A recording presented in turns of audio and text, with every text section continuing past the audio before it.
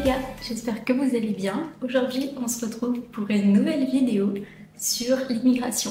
Alors aujourd'hui, on va parler d'un sujet souvent débattu mais rarement abordé en profondeur, l'immigration. On entend beaucoup de choses sur ce sujet, mais il y a des vérités dont on parle peu, voire même pas du tout. Aujourd'hui, je vais vous révéler 10 vérités sur l'immigration dont vous n'entendrez pas parler dans des discussions habituelles. C'est parti. Vérité numéro 1, l'immigration est un processus coûteux. Lorsque l'on parle d'immigration, on pense souvent aux défis émotionnels ou aux difficultés d'intégration. Mais il y a un aspect souvent négligé, le coût financier. Immigrer dans un nouveau pays représente un investissement considérable. Et je ne parle pas seulement de l'achat du billet d'avion. Tout d'abord, il y a les frais de visa ou de permis de travail, qui varient énormément selon le pays de destination, bien évidemment. Certains pays facturent des centaines, voire des milliers de dollars pour traiter les demandes de résidence permanente, de permis d'études ou de travail. À cela s'ajoutent les coûts des examens médicaux pour démontrer son aptitude à émigrer. Par exemple, certains pays exigent des tests de santé coûteux, comme des radiographies ou des tests sanguins pour s'assurer que les personnes ne représentent aucun danger pour le système de santé local. Ensuite, il y a les traductions et les certifications de documents. Les diplômes, les certificats de travail, les actes de naissance ou autres documents importants doivent être traduits dans la langue du pays d'accueil par des traducteurs certifiés, ce qui entraîne donc des coûts supplémentaires. Il faut aussi penser aux cours de langue et autres certifications supplémentaires qui vous permettront de vous intégrer dans ce nouveau pays. Apprendre une nouvelle langue, c'est pas toujours optionnel, surtout si le pays d'accueil impose un niveau de langue minimum pour obtenir la résidence. Ces cours peuvent être coûteux et tout le monde n'a pas les moyens de les suivre tout en préparant son départ. Enfin, il ne faut pas oublier les dépenses quotidiennes qui vont être effectuées avant même d'avoir trouvé un travail. Louer un logement, payer une assurance santé, ouvrir un compte en banque, acheter des meubles ou électroménagers, etc. Tous ces frais s'accumulent rapidement. Pendant cette période, les économies peuvent s'épuiser très vite, surtout si la recherche de travail prend plus de temps que prévu. En résumé, l'immigration nécessite une planification financière minutieuse et une certaine solidité économique. Pour certaines personnes, cela signifie économiser pendant des années avant même de pouvoir s'imaginer partir, ou même de s'endetter pour financer ce nouveau départ. C'est un aspect souvent sous-estimé par ceux qui n'ont pas vécu l'expérience directement, mais qui joue un rôle central dans la réussite ou l'échec de l'intégration. Vérité numéro 2, l'adaptation culturelle est plus difficile qu'on ne le pense. Quand on parle d'immigration, on parle souvent d'aspects administratifs ou financiers, mais l'un des plus grands défis, c'est l'adaptation culturelle. Même si l'on est souvent enthousiaste de vivre dans un nouveau pays, il est souvent difficile de se préparer pleinement aux différences culturelles et aux chocs qui peuvent en résulter. L'adaptation ne se résume pas au fait d'apprendre une langue ou à s'habituer à un nouveau climat. Il s'agit de comprendre et de s'acclimater à un nouveau mode de vie, des normes sociales et des valeurs qui peuvent être très différentes de celles auxquelles on est habitué. Par exemple, les codes de la politesse, la façon d'interagir avec les autres et même les horaires de travail peuvent varier considérablement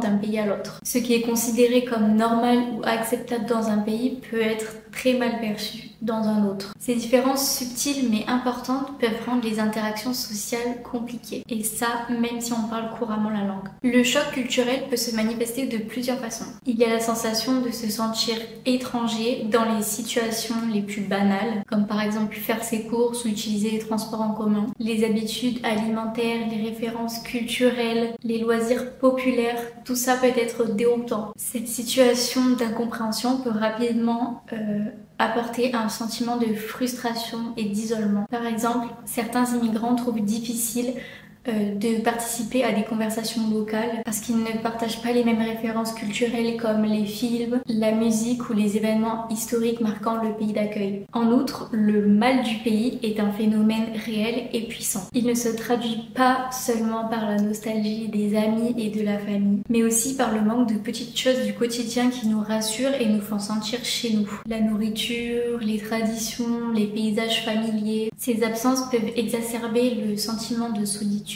surtout si l'on vit dans une région où la communauté d'expatriés est limitée. Il y a aussi le défi de jongler avec les deux identités culturelles. Les immigrants doivent souvent trouver un équilibre entre rester fidèles à leur culture d'origine tout en adaptant celle de leur pays d'accueil pour pouvoir s'intégrer. Cela peut conduire à un sentiment d'entre-deux où on se sent pas assez de là-bas mais pas vraiment d'ici non plus. Cette lutte d'identité est fréquente et peut affecter la confiance en soi et le sentiment d'appartenance. Enfin, il est important de souligner que l'adaptation culturelle prend du temps et ce n'est pas un processus linéaire. Certains jours, on peut se sentir parfaitement intégré et d'autres, tout remettre en question. Ce cheminement est bien évidemment personnel et différent pour chacun, mais il demande patience, ouverture d'esprit et effort constant pour surmonter les défis culturels quotidiens. Vérité numéro 3, les diplômes ne sont pas toujours reconnus. L'un des obstacles majeurs auxquels les immigrants sont confrontés est le fait que leur qualification professionnelle ne soit pas reconnue. Contrairement à ce que l'on pourrait penser, immigrer avec un diplôme ou une expérience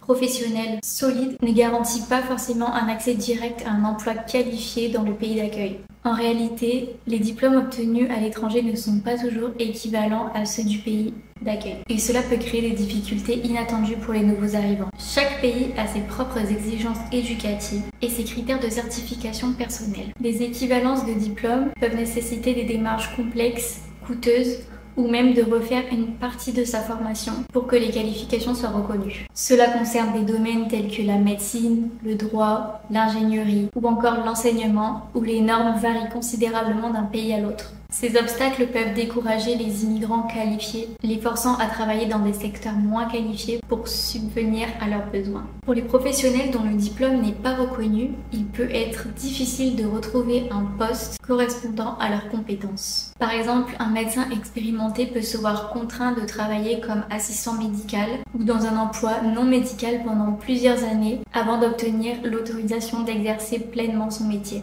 De même, un ingénieur qualifié pourrait être obligé de reprendre ses études ou de passer des examens coûteux pour pouvoir pratiquer légalement. L'enjeu ne concerne pas uniquement les professions très réglementées. Même pour les métiers moins strictement encadrés, il peut y avoir un manque de reconnaissance de l'expérience acquise à l'étranger. Les employeurs locaux peuvent parfois considérer les expériences obtenues à l'étranger comme moins valables que ceux obtenus dans le pays d'accueil. Et cela crée des obstacles à l'embauche. Les immigrants se retrouvent souvent à devoir accepter des emplois sous-qualifiés, même si leur parcours les rend aptes à des postes bien plus avancés. Cette situation peut entraîner une perte de motivation et d'estime de soi bien évidemment, car travailler dans un domaine moins qualifié où tout recommencer de zéro n'était pas forcément ce que l'on avait prévu. Ce gâchis de compétences n'affecte pas seulement les immigrants eux-mêmes, mais aussi les économies des pays d'accueil, qui ne profitent pas pleinement de l'expertise et du savoir-faire de leurs nouveaux arrivants. Pour contourner ces défis, certains pays proposent des programmes de reconnaissance des acquis ou des parcours de formation accélérés pour aider les immigrants à se réinsérer dans leur domaine professionnel. Cependant, ces initiatives ne sont pas toujours accessibles ou connues, ce qui oblige de nombreux immigrants à s'adapter seuls. En résumé, l'inadéquation entre les systèmes éducatifs et professionnels des différents pays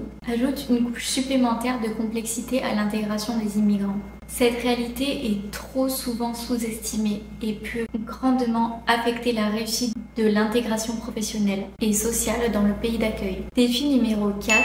La solitude est un défi majeur. Quand on parle d'immigration, on évoque souvent l'aventure, les découvertes et les opportunités. Cependant, l'un des aspects les plus difficiles à vivre pour de nombreux immigrants et dont on parle peu est la solitude. S'installer dans un nouveau pays signifie souvent être loin de sa famille, de ses amis et de son réseau social habituel. Ce manque de lien social peut souvent devenir pesant, surtout dans les premiers mois d'adaptation. Ce sentiment de solitude ne se manifeste pas seulement par ce manque de contact familier. Il peut également découler d'un sentiment d'isolement culturel. Lorsque l'on vit dans un environnement où les gens ne partagent pas les mêmes références culturelles, traditions ou même langues, il est facile de se sentir à part. Par exemple, il peut être difficile de s'intégrer dans une conversation lorsque l'on ne connaît pas les événements ou les personnalités populaires du pays d'accueil, ou lorsque l'on ne comprend pas les subtilités de l'humour local. Ce sentiment de ne pas faire partie du groupe peut rapidement engendrer un sentiment d'isolement et de rejet. La barrière linguistique peut également aggraver la solitude. Même si l'on maîtrise relativement bien la langue, il est fréquent de se sentir isolé lors des conversations. Lorsque l'on ne comprend pas, par exemple, toutes les expressions ou les accents. Et cela peut rendre les interactions sociales fatigantes et stressantes. Et donc amener les immigrants à éviter les situations où ils doivent parler et donc renforcer leur sentiment d'isolement. Il est aussi important de prendre en compte les différences de rythme de vie. Par exemple, dans certains pays, les interactions sociales sont plus ou moins formelles et moins fréquentes, tandis que dans d'autres, les gens sont plus ouverts et habitués à interagir spontanément. Un immigrant qui vient d'un pays où les contacts sociaux sont fréquents et chaleureux peut trouver le mode de vie d'un pays plus réservé, particulièrement difficile à accepter et vice-versa. La difficulté de se faire de nouveaux amis en tant qu'adulte ne facilite pas du tout les choses. Les liens d'amitié se forment souvent dans l'enfance ou l'adolescence et il est plus rare de créer des relations aussi fortes à l'âge adulte, surtout lorsque l'on débarque dans un nouvel environnement. Les immigrants doivent faire preuve de beaucoup d'efforts pour créer de nouvelles amitiés, que ce soit en rejoignant des clubs, en participant à des activités communautaires ou même en fréquentant des lieux de rencontre. Cependant, ces démarches demandent du temps, de l'énergie et un certain degré de confiance en soi, ce qui peut être difficile lorsque l'on est déjà épuisé par les autres aspects de l'adaptation. Enfin, la solitude peut être exacerbée par le mal du pays. Ce sentiment de nostalgie qui nous envahit lorsque l'on se sent loin de tout ce qui nous est familier peut peser lourd sur le moral. Les immigrants se retrouvent souvent à comparer des aspects de leur pays d'origine avec leur pays d'accueil, en regrettant malheureusement certains aspects de leur ancienne vie, ce qui peut intensifier le sentiment de solitude. Les moments clés comme les fêtes de fin d'année, les anniversaires ou les célébrations culturelles peuvent facilement renforcer ce sentiment, car ce sont des occasions où la présence des proches se fait ressentir plus intensément. Pour lutter contre la solitude, il est crucial de trouver des moyens de socialiser, que ce soit en rejoignant des groupes d'expatriés, en participant à des événements locaux ou en prenant part à des activités culturelles par exemple.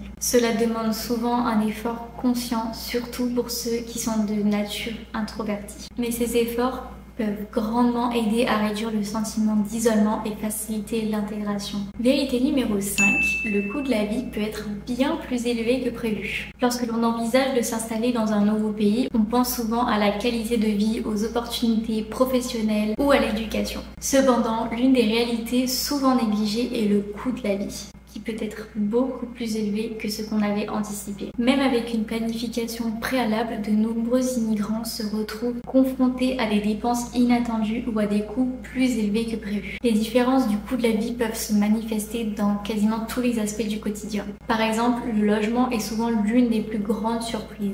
Par exemple, dans certaines villes, les loyers peuvent être exorbitants, surtout dans les centres urbains et les quartiers populaires. Les nouveaux arrivés se rendent souvent compte qu'il est difficile de trouver un logement abordable et en bon état. De plus, certaines locations demandent des garanties financières, telles que plusieurs mois de loyer en avance ou des questions importantes, ce qui peut être un obstacle supplémentaire pour les immigrants qui n'ont pas encore de dossier de crédit dans ce pays. Les coûts liés à la santé peuvent également être beaucoup plus élevés. Dans certains pays, les soins de santé ne sont pas universels ou gratuits, et une simple visite chez le médecin peut coûter cher. Les assurances santé sont souvent nécessaires pour couvrir les frais médicaux, mais elles peuvent représenter un budget important, surtout pour les familles. Même dans les pays où les soins médicaux sont publics, les délais d'attente peuvent pousser les gens à se tourner vers des cliniques privées et donc beaucoup plus coûteuses. Le transport est un autre domaine où les coûts peuvent surprendre. Si l'on vivait dans un pays où les transports en commun étaient à un coût abordable ou subventionné, le passage à un système de transport plus coûteux peut peser lourd sur le budget. De plus, les coûts liés à l'entretien et à l'achat d'un véhicule peuvent s'avérer plus élevés que prévu. Surtout lorsqu'il faut souscrire à une assurance automobile, souvent très chère dans le pays d'accueil. Les dépenses quotidiennes telles que la nourriture, les services publics, électricité, eau, internet et les activités de loisirs peuvent également varier considérablement. Les produits importés par exemple peuvent être beaucoup plus chers et il peut être difficile de trouver des produits locaux similaires à ceux du pays d'origine. Cela peut amener les immigrants à dépenser plus pour acheter des marques ou des produits qu'ils connaissent. Les restaurants, les sorties, les activités peuvent aussi coûter plus cher, ce qui limite les opportunités de découvrir le pays ou de sociabiliser. Enfin, il est important de considérer les fluctuations de la devise. Si l'immigrant continue à envoyer de l'argent dans son pays d'origine, les variations du taux de l'argent peuvent impacter son pouvoir d'achat. Une monnaie plus forte dans le pays d'accueil peut rendre les envois de fonds plus coûteux et donc réduire les montants envoyés. Pour atténuer ces difficultés, il est important de bien se renseigner sur le coût de la vie avant de partir et d'établir un budget réaliste. Il est aussi important de se préparer à faire face à des dépenses imprévues, en constituant donc une épargne d'urgence. Chercher des alternatives plus économiques comme par exemple des marchés pour les courses ou le covoiturage pour les trajets peut aussi aider à réduire les coûts. Vérité numéro 6. Les chocs culturels peuvent durer plus longtemps qu'on ne le pense. Lorsque l'on évoque le choc culturel, on imagine souvent une phase temporaire qui subvient lors des premiers mois dans l'arrivée d'un nouveau pays. Cependant, la réalité est bien plus complexe. Le choc culturel peut durer des années et certains aspects de la culture du pays d'accueil peuvent rester difficiles à accepter et à comprendre même à long terme. Le choc culturel ne se limite pas à l'étonnement face à des différences superficielles comme la nourriture, les horaires ou les coutumes. Il peut toucher à des aspects plus profonds de la vie quotidienne, comme les valeurs, les comportements sociaux et les relations interpersonnelles. Par exemple, les normes sociales peuvent varier considérablement et il peut être difficile de s'habituer aux manières d'interagir, de s'habiller, de s'exprimer. Les immigrants peuvent se sentir en décalage avec les habitants du pays, même après plusieurs années, car certaines pratiques ou mentalités peuvent paraître très éloignées de ce qu'ils considèrent comme normal ou approprié. L'adaptation à une nouvelle culture se fait généralement en plusieurs phases. Au début, il y a souvent une phase lune de miel, où l'on est enthousiasmé par toutes les nouveautés. Ensuite vient la phase de rejet, où les différences deviennent pesantes et frustrantes. C'est là que le véritable choc culturel commence à se faire sentir. Il peut y avoir un sentiment de découragement, de nostalgie, voire de colère face à des comportements ou des situations que l'on trouve incompréhensibles. Ce processus peut se répéter plusieurs fois, surtout lors de moments de stress ou d'importants changements de vie, comme un déménagement ou un changement d'emploi. Il arrive que certains aspects de la culture du pays d'accueil restent toujours difficiles à accepter, même après de nombreuses années. Par exemple, les pratiques courantes comme la ponctualité stricte dans certaines cultures ou au contraire la flexibilité des horaires dans d'autres peuvent continuer à poser problème. De même, les attentes en matière de communication peuvent différer. Dans certaines cultures, la communication est plus directe, tandis que dans d'autres, elle est plus implicite. Cette différence peut mener à des malentendus et à rendre la socialisation plus complexe. Le choc culturel inversé est souvent un aspect ignoré. Lorsqu'un immigrant retourne dans son pays d'origine, même pour une visite, il peut ressentir un décalage avec sa propre culture. En effet, après avoir vécu dans une autre société, on développe de nouvelles habitudes, de nouvelles perspectives, et parfois ces nouvelles habitudes rendent difficile la réhabilitation à la culture d'origine. On peut même se sentir étranger dans son propre pays, ce qui peut être déroutant et déstabilisant. Pour gérer le choc culturel sur le long terme, il est utile de développer une certaine flexibilité et ouverture d'esprit. Plutôt que de chercher à s'intégrer parfaitement, il peut être plus réaliste d'accepter qu'il y aura toujours des différences culturelles et de les voir comme une richesse plutôt qu'un obstacle. Trouver un équilibre entre l'adoption de certains aspects de la culture locale et la préservation de ses propres traditions, cultures et valeurs peut aussi aider à se sentir plus à l'aise dans son nouveau milieu. Vérité numéro 7, la reconnaissance des qualités professionnelles peut être un véritable parcours du combattant. Pour de nombreux immigrants, l'une des plus grandes difficultés lorsqu'ils s'installent dans un nouveau pays est de faire reconnaître leurs qualifications professionnelles. Que ce soit un diplôme, une certification ou une expérience de travail, il est courant que les qualifications acquises dans le pays d'origine ne soient pas directement reconnues dans le pays d'accueil. Cela peut constituer un obstacle majeur à l'emploi dans le domaine d'expertise. Les règles et les exigences varient considérablement d'un pays à l'autre, et même d'une région à l'autre dans un même pays. Dans certains domaines comme la médecine, le droit ou l'ingénierie, il existe des réglementations strictes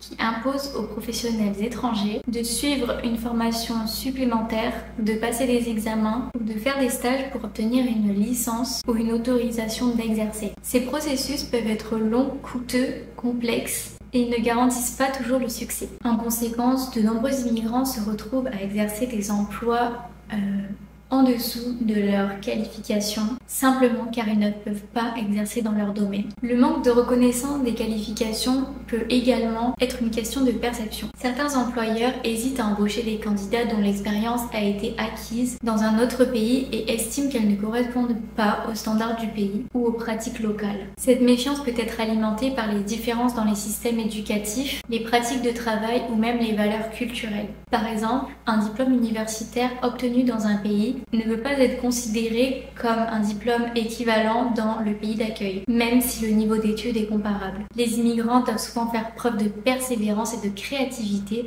pour surmonter ces obstacles. Cela peut inclure le suivi de cours supplémentaires pour obtenir des certifications locales, la participation à des programmes de reconnaissance des acquis ou d'équivalence, ou encore le développement de nouveaux réseaux professionnels pour augmenter leurs chances de trouver un emploi dans leur domaine. Les stages, les bénévolats et les programmes de mentorat peuvent aussi être un moyen efficace de se familiariser avec les normes locales et de démontrer ses compétences aux employeurs potentiels. Le problème ne se limite pas aux professions réglementées. Même dans les domaines moins stricts, il peut être difficile de convaincre les employeurs de la valeur de son expérience professionnelle. Les différences dans la manière dont les CV sont rédigés, les références professionnelles ou même les entretiens d'embauche peuvent représenter des obstacles supplémentaires. Les immigrants doivent donc souvent adapter leurs documents de candidature et se préparer à répondre aux attentes des employeurs locaux, ce qui nécessite un apprentissage et une adaptation supplémentaire. Les coûts financiers associés à la reconnaissance des qualifications ne doivent pas être sous-estimés. Les frais pour faire évaluer un diplôme, passer par un examen de certification ou suivre une formation complémentaire peuvent s'accumuler rapidement. Cela peut être particulièrement difficile pour ceux qui viennent d'arriver dans le pays et qui n'ont pas encore de revenus stables. Certains immigrants sont obligés de prendre des emplois temporaires ou peu qualifiés pour subvenir à leurs besoins pendant qu'ils poursuivent leur parcours de reconnaissance des aptitudes professionnelles. Pour faire face à ces obstacles, il est important de se renseigner à l'avance sur les exigences de son secteur d'activité dans le pays d'accueil et d'explorer les programmes d'aide disponibles. Certains pays offrent des initiatives spécifiquement destinées à faciliter l'intégration des travailleurs étrangers, comme des cours de langue technique, des aides financières pour les frais de certification ou des programmes d'intégration professionnelle. Participer à ces programmes peut accélérer le processus de reconnaissance des qualifications et augmenter les chances d'obtenir un emploi dans son domaine. Vérité numéro 8, l'intégration sociale peut être plus difficile qu'on ne l'imagine. Lorsque l'on parle d'immigration, l'un des sujets les plus discutés est l'intégration sociale. On suppose souvent qu'avec le temps, les immigrants s'adaptent à leur nouvel environnement et nouent des relations avec les habitants locaux. Cependant, l'intégration sociale est souvent un processus complexe qui peut prendre beaucoup plus de temps que prévu et qui implique des défis auxquels on ne s'attend pas toujours. Les barrières linguistiques sont l'un des premiers obstacles à l'intégration sociale. Même lorsqu'un immigrant a appris la langue du pays d'accueil, les expressions idiomatiques, les accents régionaux ou les subtilités de communication peuvent rendre les interactions sociales difficiles. Il peut être frustrant de ne pas réussir à s'exprimer comme on le souhaite ou de ne pas comprendre les nuances d'une conversation. Ce sentiment d'incompréhension peut limiter la participation à des événements sociaux, réduire la confiance en soi et rendre plus difficile la création de nouveaux liens d'amitié. Les différences culturelles sont un autre défi majeur. Les normes et les attentes sociales varient d'un pays à l'autre. Par exemple, les façons de saluer, de faire des compliments, de donner son avis ou même d'organiser un repas peuvent être très différentes de ce que l'immigrant a connu dans son pays d'origine. Ces différences peuvent entraîner des malentendus, voire même des situations embarrassantes. Parfois, ce décalage culturel peut donner l'impression de ne jamais vraiment appartenir au pays d'accueil, même après des années de résidence. La solitude et l'isolement social sont souvent des réalités auxquelles l'immigrant doit faire face. S'installer dans un nouveau pays signifie souvent laisser derrière soi sa famille, ses amis et son réseau social, comme je le disais tout à l'heure. Cela peut être particulièrement difficile dans des moments de stress ou de tristesse lorsque l'on ressent le besoin d'être avec un proche. Construire un nouveau cercle social peut prendre du temps, surtout si les immigrants se retrouvent dans un environnement où les communautés locales sont déjà bien établies et où il est difficile de s'intégrer. Les différences dans les modes de vie, les horaires de travail, les centres d'intérêt peuvent également limiter les occasions de créer des liens. Les discriminations, qu'elles soient explicites ou subtiles, peuvent également rendre l'intégration sociale plus difficile. Les immigrants peuvent être confrontés à des stéréotypes, des préjugés ou des attitudes négatives qui les empêchent de se sentir pleinement acceptés. Même si ces situations ne sont pas généralisées, elles peuvent avoir un impact important sur le sentiment d'appartenance. Le fait de ne pas être traité de la même manière ou d'être perçu comme un étranger malgré tous ces efforts pour s'intégrer, peut être vraiment décourageant. Il est important aussi de noter que l'intégration sociale ne dépend pas seulement des efforts des immigrants. Le pays d'accueil et ses habitants jouent un rôle clé dans ce processus. L'ouverture d'esprit, l'acceptation, la diversité et les initiatives d'inclusion sont essentielles pour favoriser l'intégration. Les programmes d'intégration comme les cours de langue, les événements interculturels ou les associations d'aide aux nouveaux arrivants peuvent faciliter les interactions et aider à créer un sentiment de communauté. Toutefois, ces initiatives ne suffisent pas toujours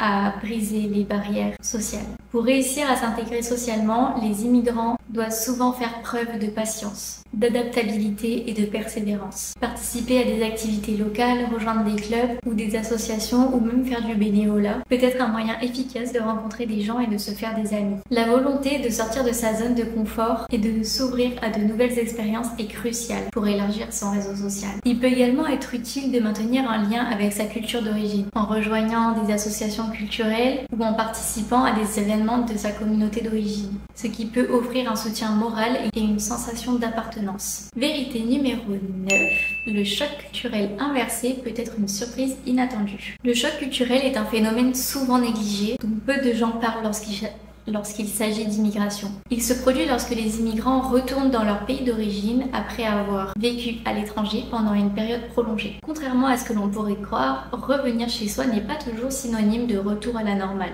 En réalité, cela peut être aussi perturbant, voire même difficile, que de s'installer dans un nouveau pays. Lorsque l'on vit à l'étranger pendant un certain temps, on s'adapte progressivement à de nouvelles façons de vivre, de nouvelles habitudes et parfois à une nouvelle culture. Cela modifie la manière dont on perçoit les choses et peut même modifier nos valeurs, nos croyances ou nos comportements. Lorsque l'on retourne dans son pays d'origine, il est fréquent de constater que les gens, les lieux et même les coutumes semblent différents. Ce phénomène crée un décalage car on ne perçoit plus son propre pays de la même manière qu'avant de partir. Les habitudes quotidiennes, les attitudes sociales ou même les manières de s'exprimer peuvent paraître étrangères ou inconfortables, alors qu'elles étaient familières auparavant. Le choc culturel inversé peut également être exacerbé par le fait que le pays d'origine a lui aussi changé pendant notre absence. Les changements dans le mode de vie, les évolutions politiques, économiques ou sociales ont les mêmes transformations que dans le cercle familial ou amical. Les changements dans le mode de vie, les évolutions politiques, économiques ou sociales, ou même les transformations dans le cercle familial ou amical peuvent rendre le retour plus difficile. Le sentiment de ne plus reconnaître son propre pays. Cela peut entraîner une sensation de désorientation, de frustration, voire même de tristesse. De plus, les amis et la famille peuvent avoir du mal à comprendre les nouvelles perspectives et les expériences acquises à l'étranger, ce qui peut créer des situations d'incompréhension et des malentendus. Ce phénomène peut également conduire à un sentiment d'isolement. Le retour au pays est souvent synonyme de retour à la maison, mais il peut y avoir un manque de soutien ou de compréhension de la part de ceux qui n'ont pas vécu l'expérience. Les immigrations retournées peuvent ressentir une forme de nostalgie pour le pays dans lequel ils avaient déménagé, un désir de retrouver un certain aspect de la vie à l'étranger, ou même une déception face aux réalités de leur pays d'origine. Cela peut être d'autant plus difficile lorsque l'on se sent coupable de ne pas être totalement heureux d'être de retour alors que l'on s'attendait à ressentir un profond bonheur ou soulagement. Le choc culturel inversé peut aussi avoir un impact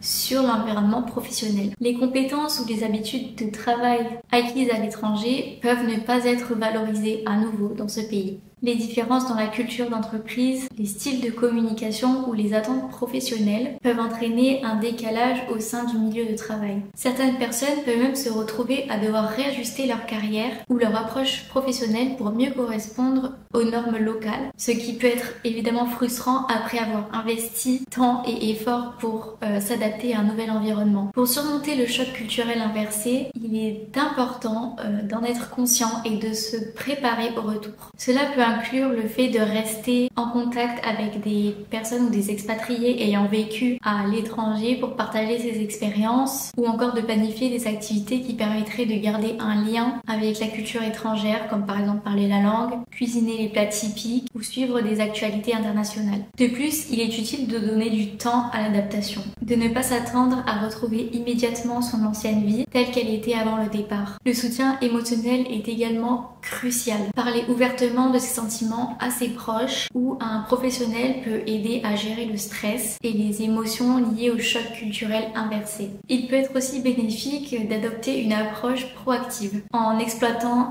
de nouvelles opportunités qui s'offrent à nous, qu'elles soient personnelles, sociales ou professionnelles. Le choc culturel inversé n'est pas une expérience négative en soi. Il peut être l'occasion de réfléchir aux expériences acquises à l'étranger, de trouver un équilibre entre les différentes cultures qui ont façonné l'identité de cet immigrant. Vérité numéro 10, l'immigration peut parfois entraîner un sentiment d'identité partagée ou fragmentée. Lorsque l'on parle d'immigration, on pense souvent aux aspects pratiques. Trouver un emploi, s'adapter à une nouvelle langue ou naviguer dans les procédures administratives. Cependant, ce que l'on aborde moins fréquemment, c'est l'impact émotionnel et psychologique que l'immigration peut avoir sur le sentiment d'identité. En quittant son pays d'origine pour partir s'installer ailleurs, beaucoup d'immigrants se retrouvent à vivre entre deux cultures, deux façons de voir le monde, et cela peut créer un sentiment d'identité partagée, parfois même fragmentée. En vivant dans un nouveau pays, les immigrants adoptent souvent des éléments de la culture locale. Ils apprennent la langue, s'adaptent aux coutumes, se familiarisent avec de nouvelles habitudes. Cette intégration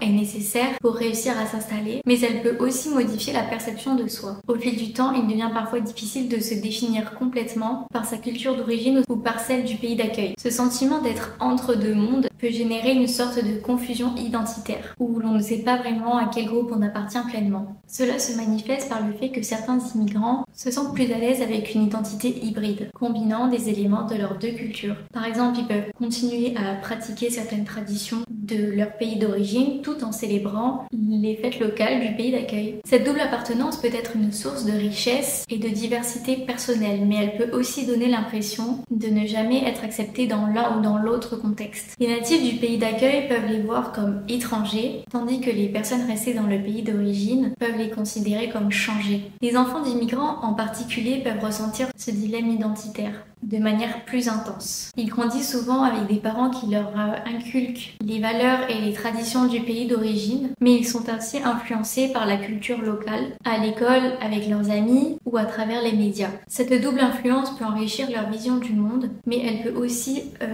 créer des conflits internes, surtout si les valeurs des deux cultures sont parfois en contradiction. Ce phénomène est souvent décrit comme une crise identitaire, où l'on se sent trop étranger pour être ici, mais plus assez de là-bas. Par ailleurs, ce sentiment d'identité peut être influencé par les réactions et les attitudes des autres. Les immigrants peuvent faire l'expérience de situations où ils ne sont pas perçus comme des locaux à cause de leur accent, de leur nom ou de leurs habitudes culturelles. Ces expériences peuvent renforcer le sentiment de ne pas appartenir entièrement au pays d'accueil, même après de nombreuses années. Le regard des autres peut donc jouer un rôle important dans la façon dont les immigrants perçoivent leur identité. Ce sentiment d'identité fragmentée peut avoir un impact sur la santé mentale. Il peut créer un sentiment d'inconfort ou d'anxiété, car l'individu ressent constamment le besoin de justifier son appartenance ou de choisir un camp. Cette situation peut être aggravée lorsque l'immigrant doit faire face à des stéréotypes ou des préjugés qui ne correspondent pas à la réalité de sa propre expérience. Dans certains cas, cela peut conduire à un repli sur soi ou à une surcompensation pour prouver qu'on est bien intégré. Cependant, il est important de souligner le fait que de vivre entre les deux cultures peut également être une grande force. Les immigrants qui parviennent à naviguer dans ces identités multiples développent souvent une grande résilience, une ouverture d'esprit et une capacité d'adaptation remarquable. Ils apprennent à voir le monde sous différents angles et peuvent utiliser cette diversité d'expériences pour enrichir leur vie personnelle et professionnelle. Par exemple, cela peut leur permettre d'agir comme des ponts culturels, facilitant la compréhension entre les communautés ou apportant des perspectives uniques à leur travail. Pour surmonter le sentiment d'identité fragmentée, il est utile d'adopter une approche inclusive en embrassant toutes les facettes de son identité sans avoir besoin de choisir un côté. Se rapprocher d'autres personnes vivant des expériences similaires, rejoindre des groupes multiculturels ou même partager son histoire peut aider à créer un sentiment de communauté et renforce l'estime de soi. Les voyages de retour dans le pays d'origine, les activités culturelles ou l'apprentissage de l'histoire des deux cultures peuvent également contribuer à renforcer ce sentiment de connexion. Voilà, c'était les 10 vérités sur l'immigration dont on ne parle pas assez. J'espère que la luminosité n'a pas trop changé parce que ça fait tellement longtemps que je tourne que maintenant il fait nuit. Donc j'espère que ça n'a pas eu trop d'impact, mais en tout cas, voilà. Si tu as aimé cette vidéo, n'oublie pas de laisser un like, un petit commentaire, de t'abonner bien évidemment, d'activer la petite cloche, c'est encore plus important pour rien louper. Mais surtout, n'hésite pas à partager ton expérience dans les commentaires parce que ça m'intéresse vraiment beaucoup, étant moi-même immigrée dans un autre pays que le mien. Je me reconnais beaucoup dans toutes les choses que j'ai citées ici, même si il y a beaucoup de vérités qui se ressemblent. Mais en tout cas, je me reconnais, puis je pense que je suis pas la seule à vivre des choses comme ça. Donc, si certaines personnes ont envie d'en discuter en commentaire, n'hésitez pas, c'est fait pour ça. En tout cas, moi je vous fais de gros bisous et puis je vous dis à la semaine prochaine pour une nouvelle vidéo. Bisous, bye!